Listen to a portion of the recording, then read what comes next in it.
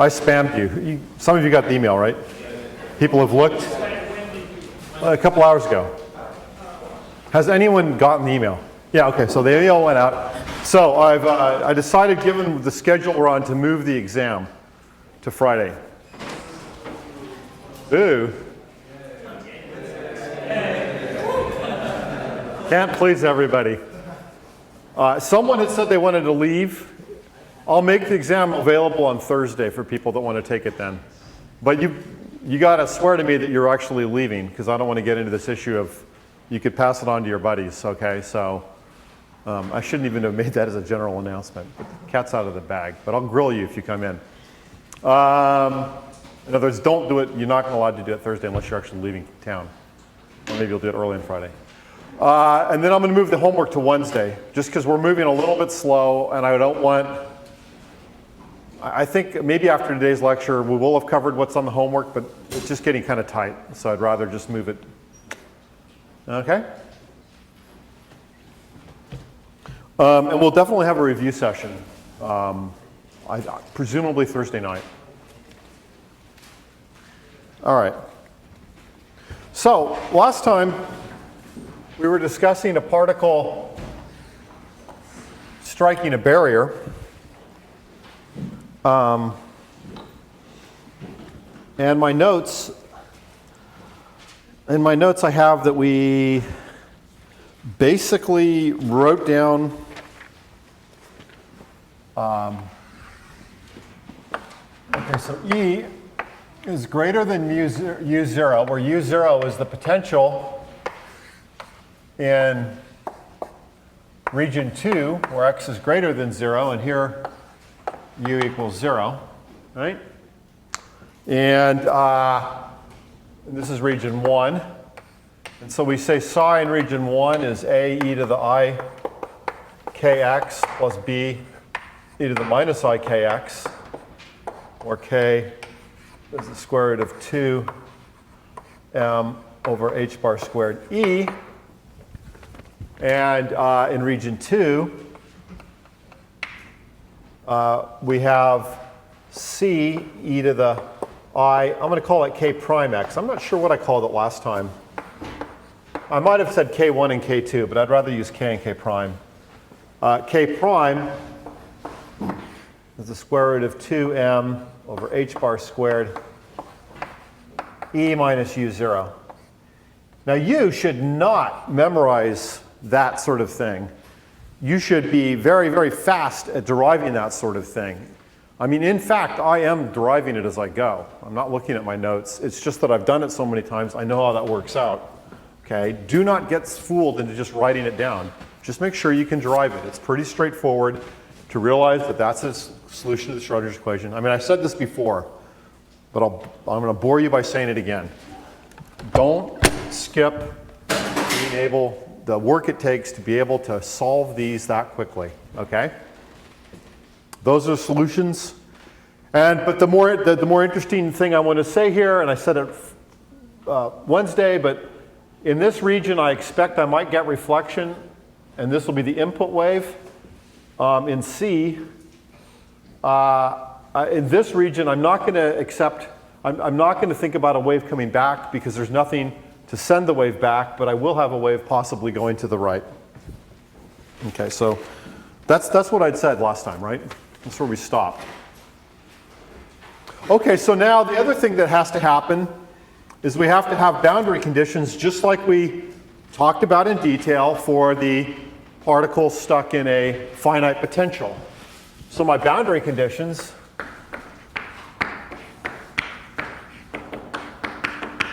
are the same. I have psi must be continuous, and the derivative of psi prime, has to be continuous.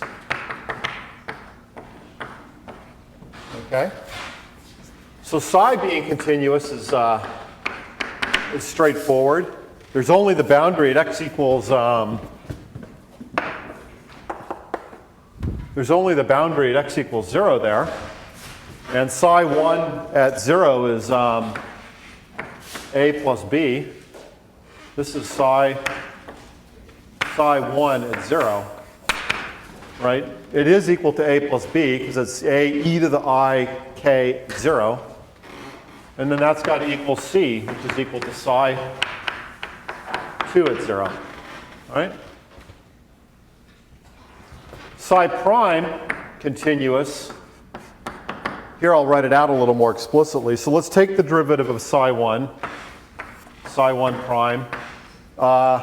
Ik comes down. I'm taking the derivative here. Ik is the same on both, right? There's going to be a negative sign in this term. So it's Ik times a e to the 0 plus minus b e to the minus 0.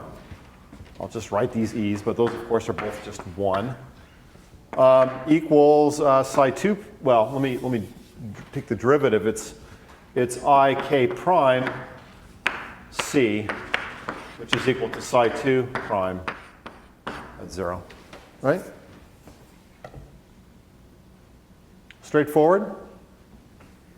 I cancels out on both sides. And I simply have a minus b equals k prime over kc. I also had a plus b was equal to c from up above. So I quickly got those two equations. Okay? Now, what am I going to do with these equations? We've already discussed the fact that when I have a plane wave like this, if I ask the probability, I know that the probability is going to have, is just going to, all these exponents are going to cancel out when I do psi star psi. And I'm just going to end up with something constant. It's certainly clear here. It's a little less clear there. But nonetheless, that's not what I'm interested in, right? I'm not interested in just looking at the probability in a region. It's infinite. Remember, for the plane waves, I can't really, and this is a little bit of a trick, but notice for the plane waves, it doesn't make sense to talk about normalizing.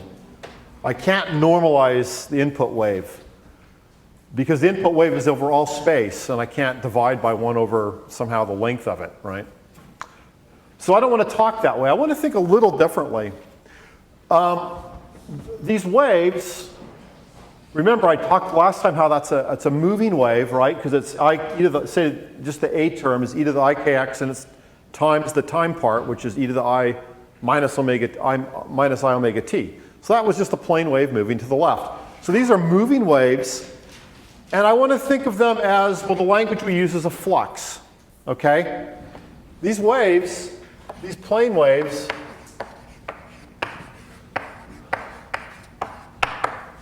because they're not a packet, and you remember all the stuff I have to do if I want to build up a packet. You know, I have to add all those slightly different values of k, etc. These aren't those. This is an infinite wave train. I want to think of them as a flux. Okay? Now, what's a flux? A flux is it's a number per time. In a one-dimensional case, it's a number per time. Later, in other places in physics, a flux is a number per area per time. If I have rain coming down at me, the flux of rain is like the number of raindrops in a square meter per second. Okay? In a one-dimensional case, it's just the number per second. Okay? And this is just a one-dimensional problem. All right? So what should that be? The answer is it's the probability times the velocity. Okay, that should be the flux. Let me just rewrite that. The flux should equal the probability times the velocity. Now let me just, I think we just need to accept this at some level, but I can argue a little bit better. Okay, the probability, notice, what is the probability? What's the units of the probability? And remember, the probability is psi star psi, right? What are the units of the probability?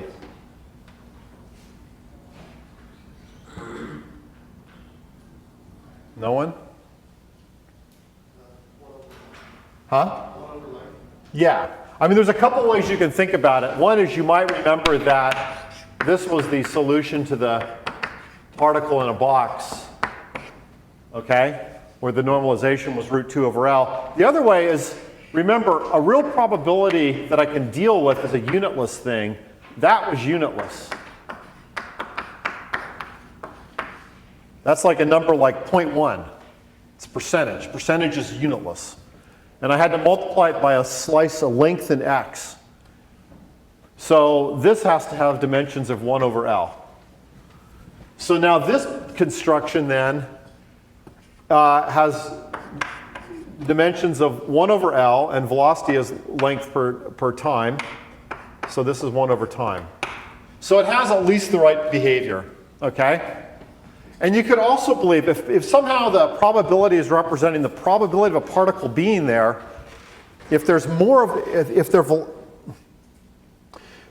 the probability, the wave function squared, is somehow the density of these particles in some sense. I'm not really getting picky about how dense, but just, you know, if psi is bigger, it's more dense. If psi is less big, it's less dense, okay? If that's proportional to the density, then the flux is clearly sort of how many there are per length, which is p, times how fast they're going. I mean, if I have them coming at me 10 times as fast for the same p, for the same psi, for the same wave function, clearly I'll have 10 times as many crossing, coming at me. And another way you think about flux, you say, pretend there's some barrier and you're counting the particles crossing the barrier, okay? If I think about the rain coming down, the way we define flux is not maybe say to count the number in some volume, rather it's just think of a plane or think of the floor, the ground, how many strike the ground in a second. So the notion of a flux is I pick a point and I count the crossings. And if it's one-dimensional, then it's just the number per time. If it's the three-dimensional situation, it's the number per time crossing an area. Okay. So, that being said, I'm interested in quantities which are the probability times the velocity, all right? So I want to work with the flux. The flux is the probability times the velocity, which is the wave function, the complex conjugate squared wave function, times v. This is proportional to p, right? Remember I told you in quantum mechanics we don't want to talk about velocity, we'd rather talk about momentum. I mean it's p over m. And so then that's proportional to h bar k, and h bar is a constant. So the main point I want to make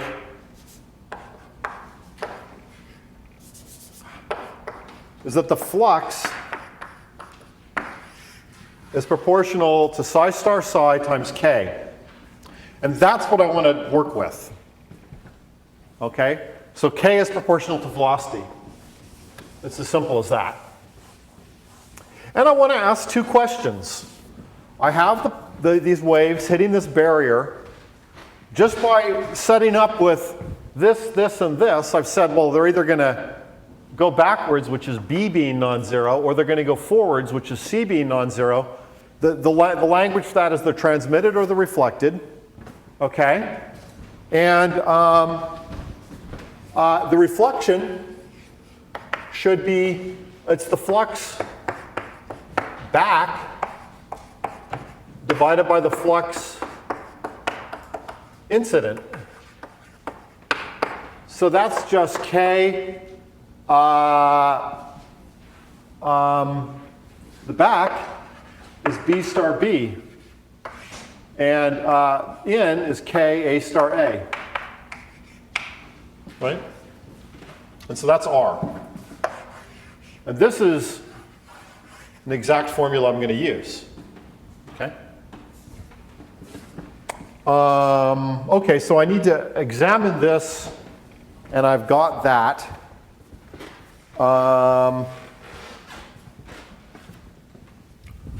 Let me work right here.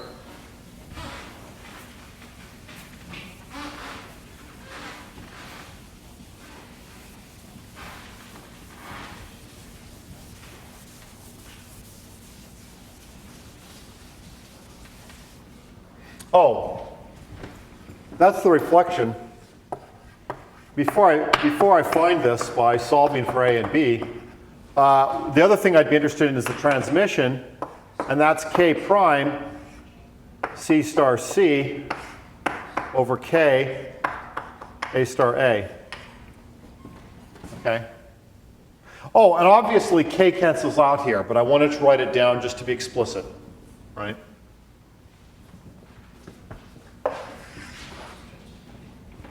So I have this. If A minus B, if A plus B equals C and A minus B equals C times K prime over K. Yeah. Let me see, I subtract them, that equation, and I get 2B equals 1 minus K prime over K C. Okay. If I added these equations,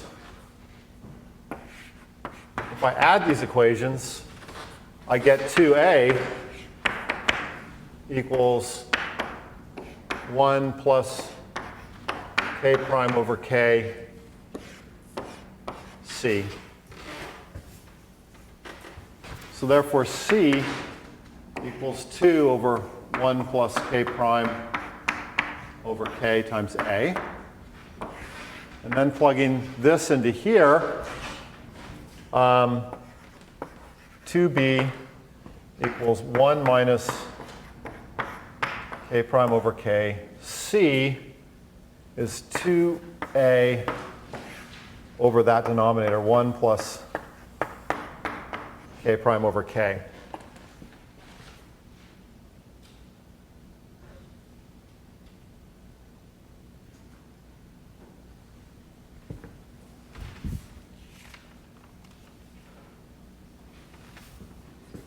And 2 cancels out. So let me just erase it.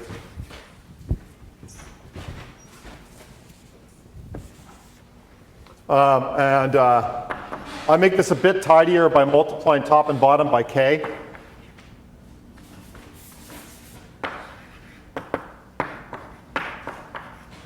And this becomes K minus K prime over K plus K prime. A, that's equal to B. I don't need this anymore. And therefore, R, the reflection coefficient, these can be taken all to be real, so this is just B squared over A squared is just K minus K prime.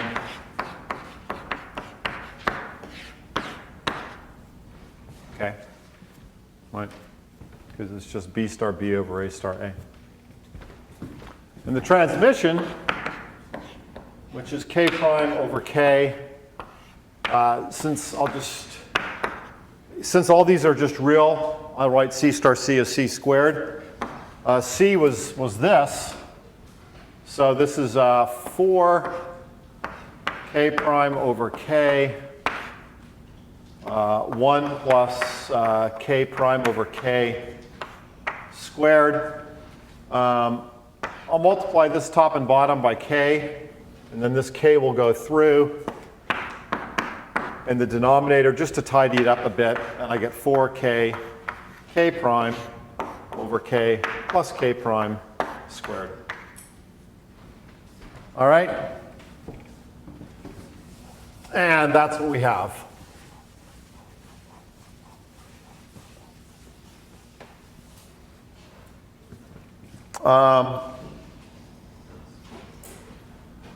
Okay? So that's the solution to this problem. I found the probability of reflection, the probability of transmission. I can make a couple of comments about it. Okay, so this is K, and this is K prime. And you see there's this factor root 2m over h bar that's common for all of these. So I think it's sort of obvious that this becomes root E minus root E minus U0 squared over root E plus root E minus U0 squared. And there's a similar expression here. All right? Let me just first, if you plot all of this from 0 to 1, where on this axis I want to do E over U0. In other words, I start, oh, sorry, I want to do energy.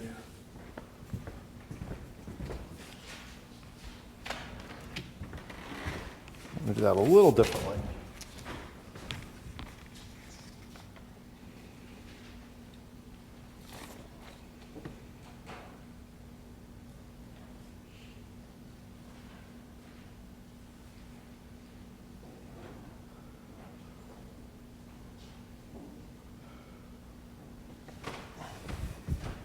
I'm getting confused. I'm not going to plot it. I apologize. It's all right. Plot's not that important. I'll say something in words then.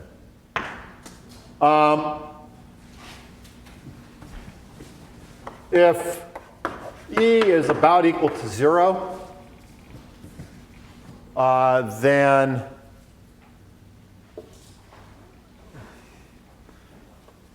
well, you can see this. This is square root of E, square root of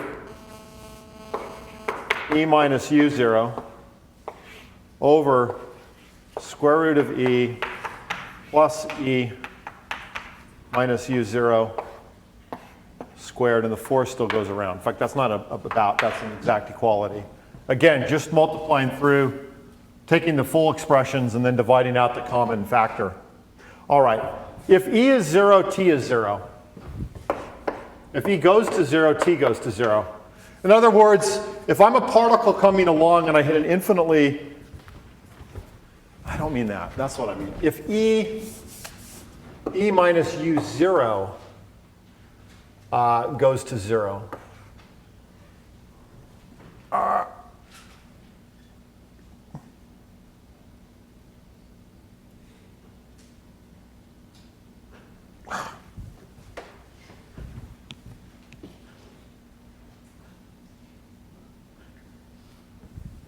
yes.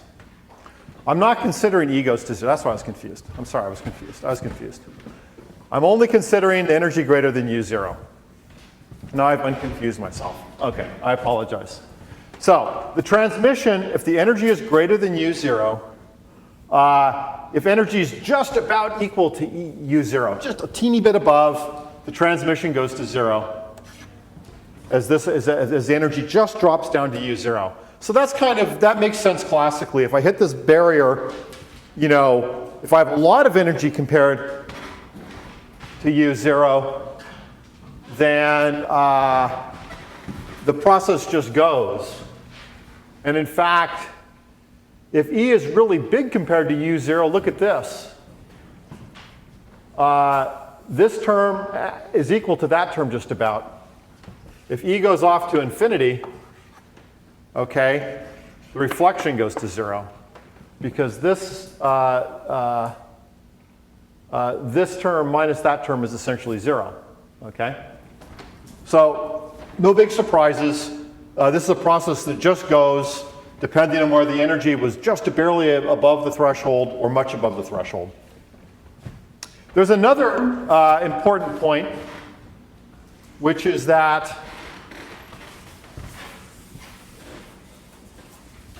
we do have to have some sort of essentially an overall normalization condition. Namely, let's look at the combination of the reflectance and the transmission, R plus T. What is that equal to? Okay, it's K minus K prime squared over K plus K prime squared plus 4k k prime over k plus k prime squared. Let me square that out. That's k squared minus 2k k prime plus k prime squared plus 4k k prime all over k. They have a common denominator, k plus k prime squared minus 2k k prime cancels with that, and then I have k squared plus 2k k prime plus k prime squared. That is known as k plus k prime squared divided by k plus k prime squared, and that's equal to 1. So r plus t is equal to 1, all right? And that had to work out. If I didn't have the flux bouncing back plus the flux going forward combining to equal unity, I've lost flux or I've created flux, okay? So that had to work.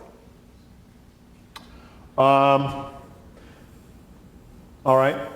Now let me make a last point, which is sort of subtle. These formulas don't, well, sorry, 2 points. One that's not so subtle. This is very analogous to the equation you get for, as I mentioned earlier, this is common to wave phenomena. If you have transmission, like in electromagnetic waves going from one index of refraction to another, you get essentially exactly this, but with the index of refraction somehow playing the role of energy. Mathematically, it's actually the same. Okay. So that being said, this equation doesn't depend on h bar. And I'm sure that didn't bother you, but it should have bothered you, okay? Because basically, one of the things that's interesting is in quantum mechanics, almost every answer depends on h bar.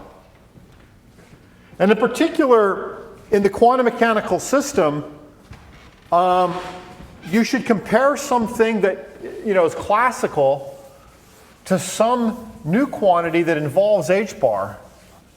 And the system will behave in a very quantum mechanical way if the thing in question is comparable to the h bar term. But if the thing in question is much bigger than the h bar term, it's going to be more classical. It's like taking the large n limit that we've talked about in the correspondence principle. In particular, again, I'm saying if suppose there's some frequency in some problem, and then so I compare h bar times a frequency, or maybe I do h times the frequency, and I compare that to an energy in the problem. Because remember, quantum mechanically, there's this weird phase, which may or may not, there's this term in the energy dependence which has this omega, which may or may not have some physical significance. But if I'm talking about a problem where there really is a frequency, suppose I had an oscillator and it has some frequency. If I compare the energy of the system to simply taking the frequency of some mass on a spring, something I've really created, some pendulum on a grandfather clock, if I compare h bar times that frequency, well, this is 2 pi times the frequency, I compare that to the energy I calculate in some way. In a purely classical system, energy will be much, much bigger than h bar omega. But if it comes out comparable, then I know quantum effects are going to be important. Similarly, de Broglie's hypothesis is that there is some sort of wavelength associated with the particle that has momentum given by that, okay? Where if I put in the 2 pi's, this becomes p equals h bar k. And so what I should do in a given situation is I should compare this scale, lambda, to h over p and see if they're comparable. And so most quantum mechanical systems, when I solve, I'm going to come up with equations that have h bar in them. And then I'll be able to see in a lot of cases that if like the energy gets really big or the momentum gets really big, so the lambda gets really small, that the h bar term goes away. But here there's no h bar term at all. So this is asserting that if there's no h bar, that's basically saying that if I'm walking along now and I hit a barrier, which is small, that I have plenty of kinetic energy to just overcome the barrier, nonetheless, I should have some probability of quantum mechanically bouncing back that way, okay? And that's sort of whacked out because I didn't fudge here. I solved this exactly. I mean, the only thing I even like hand waved at all about was the definition of flux. Although I hope I motivated that pretty well. And that is, if you think about it harder, that is the right way to define flux. So this is exact, and it's saying that I should reflect no matter what, at least a little bit. Unless the energy truly is U0. There's some reflection probability. And how do we escape having H bar? The reason is actually that I've kind of done a non-physical situation once again, is that I will never have a truly abrupt step. In other words, a real problem, my step will have some width delta, okay? And then I should compare delta, I should compare it to lambda equals h over p. For me, lambda is going to be, okay, h is 6.6 times 10 to the minus 34. And if I weigh 100 kilograms, this is joules seconds. And I'm going at a meter per second. This amounts to basically, well, 6. Let's call that 10. 10 to the minus 35 meters. Okay, so when I'm walking along, my quantum mechanical wavelength is 10 to the minus 35 meters. So if you want to put a little barrier out there and have me quantum mechanically reflect off of it, that barrier has to be on the scale of lambda. It has to be 10 to the minus 35 meters. If it is much, much, much broader than that, then delta will be much, much, much bigger than my quantum part. If this thing is bigger than the quantum term, then I'll have a classical behavior. You can't make anything that's 10 to the minus 35 meters.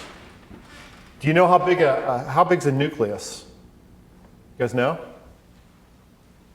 There's this neat term, there's a Fermi, named after Enrico Fermi, the great mid-20th century physicist who moved from Italy to the US. And yeah, so the size of a nucleus is a Fermi, named after Fermi. It's one of many things named after him. But it's also, so you can write FM for Fermi, one Fermi. But it also can be thought of as a femtometer, which is the thing smaller than a pico, which is the thing smaller than a nano. It's 10 to the minus 15, that's femto. Same meaning, okay? And it turns out that's exactly the size of a nucleus. The typical radius of a nucleus is 1.2 Fermi times 10 to the 1/3. We'll talk about that later. But a Fermi or so, a few Fermi. So if I wanted to make an abrupt thing out of a physical thing that was, an abrupt step out of an actual physical device, which was made of nuclei alone, forget atoms, let's get small, nuclei, that's still 10 to the 20th times broader than this step I would require in order to have this quantum mechanical reflection, okay? So that's why this formula doesn't have H in it, okay? If I actually calculated it with a step here, the math would have gotten hellaciously harder, and I would have gotten a result that had H in it, and that term would have compared H to delta, and then when delta was much, much bigger than this, it would have reduced to that, okay? Okay, I think I've beat this problem to death. Well, no, I haven't. Let's tweak it. Let's change it just a tad. What happens if I don't have enough energy to get over the barrier? So let's just quickly treat that.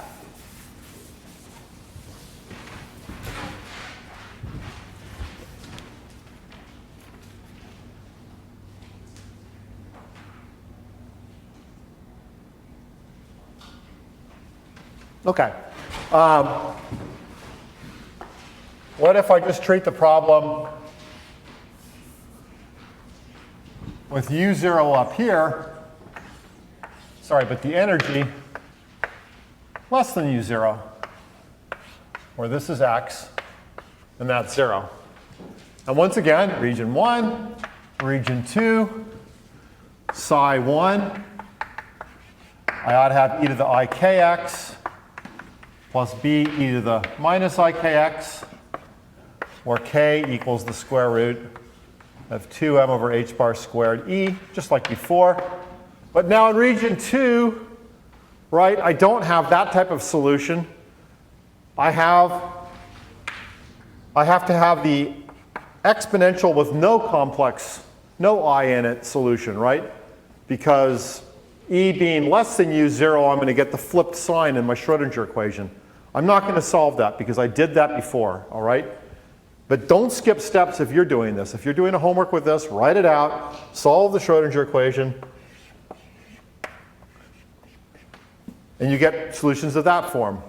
Now I could have picked the e to the minus, in principle I could have added this, right? But I'm not going to because I know what that does. That's going to infinity as x goes to infinity. And we're talking over here in region 2 going out to positive x equals infinity. So I just kill that by saying d is 0. I don't take that solution. Plugging this in, I found it's the same as we had before, but just the roll, this is I swap E0 and U0. U0 is greater than E, which made alpha that way. And the overall negative sign was what changed the I here to have not having an I there. Okay? So that's simple enough. And my boundary conditions is that psi 1 at 0 equals psi 2 at 0, which is just to say A plus B equals C. Okay? And then there's psi 1 prime at 0 equals psi 2 prime at 0. And I'm going to go quickly here because I've done this before. There's I, K, A minus B equals minus alpha C. Can you see that? I just took the derivative here. IK comes down for both. There's a negative sign in front of the B. That's on the left. On the right, it's derivative of the other term. I didn't write the exponentials because all of them are exponential to 0, which is 1. Okay? So this is straightforward enough. Let's find the reflection, which is going to be b squared over a. I mean, remember, really what it is it's k b star b over k a star a, but that is just b squared over a squared because k is real and, oh, well, no, wait, let me be careful here. B and a may not be real. So I've got complex numbers here.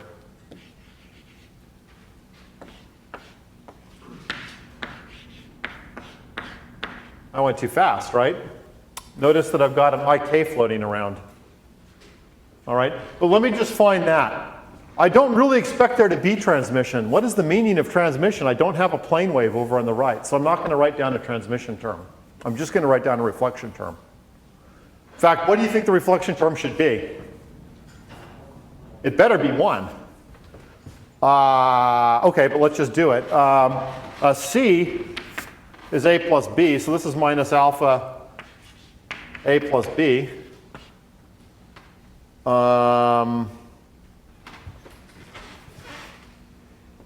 Ik a minus b. Okay, so let me do that.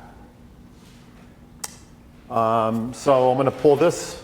I'll pull this a over here, and I'm going to pull this b over there. So this is minus and a minus is just going to be b times ik over alpha. That's working on this term. I had b over here positively, and I pull it over there, it's negative. On the right side, I have a. I've got 1a. And from the left side, I had a negative ik over alpha a, and if I pull it over here, it becomes positive. Okay? So this says B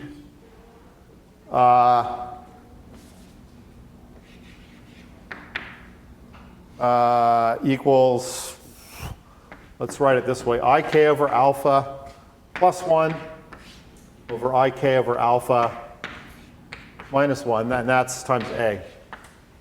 Okay?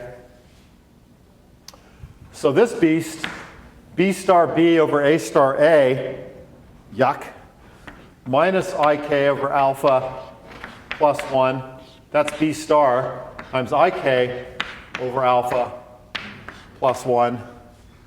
So this is B star A. I can choose A to be real.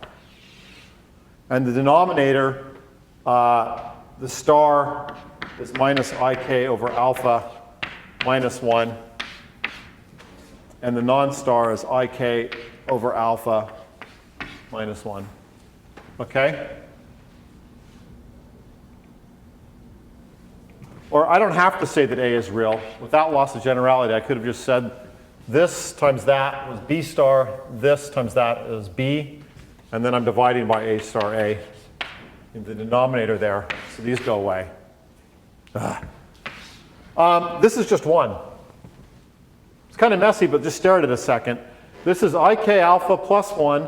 This is the same thing with an overall negative sign. Okay? And this is, if I change the sign inside of there, ik over alpha minus 1 with a minus sign out front. And I had a minus sign there. R equals 1. Had to be, it is, works out. Okay? That's all I'm going to say about this. Okay? But you know, we have to, sometimes you have to analyze these things. Almost all I'll say about it. Just one last thing is though, C is not 0, right? I didn't solve for it, I eliminated it, but it's ik over alpha A minus B. C is not 0. There is some penetration, if you will. If I sketch the wave functions in, the combination of them is going to be such that these oscillating things out here will just have a wave at they'll have to match both the amplitude and the slope. And this is going to be a combination of the A term and the B term. Okay? And it'll just match this thing here, and then this has a decay like that. And once again, the wave function actually penetrates into the forbidden regions where the kinetic energy should be negative. But I shouldn't get excited about that because it actually is such a small region that if I try to confine the particle to there, I'll blow up the energy via delta P, delta X, Heisenberg uncertainty principle, and it really won't violate something completely weird. But it is a quantum effect that it's sort of penetrating. Okay, it's probing the forbidden region.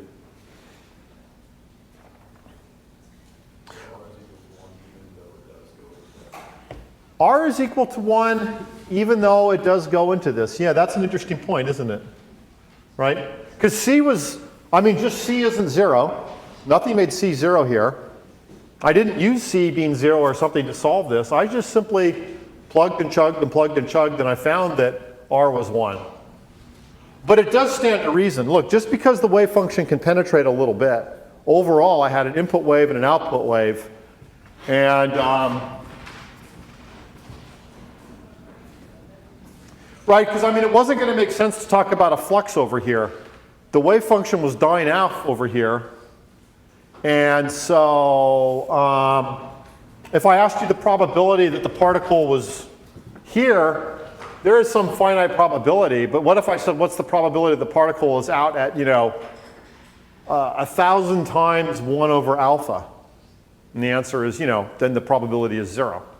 So really the particle isn't propagating over there. It's just kind of probing it.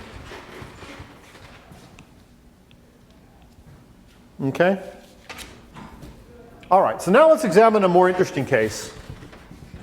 This was a bit dry, but we were sort of working out our tools for solving these problems. Once again, well, I got 3 minutes left and it's Friday. I was going to set it up, but we'll just work it out on Monday, okay? I'll see you guys then.